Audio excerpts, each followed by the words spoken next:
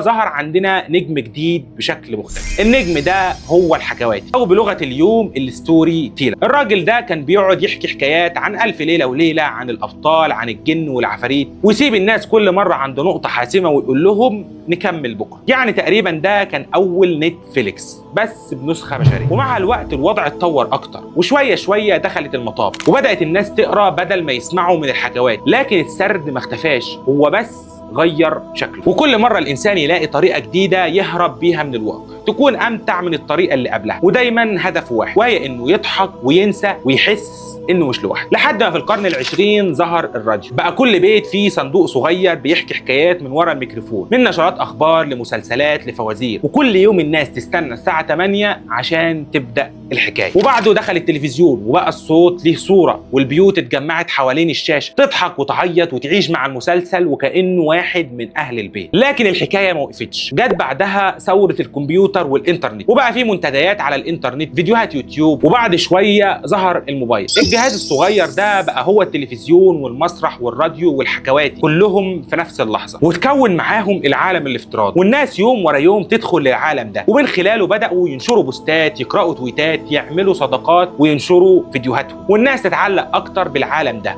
وتروح ناحية السوشيال ميديا أكتر وأكتر،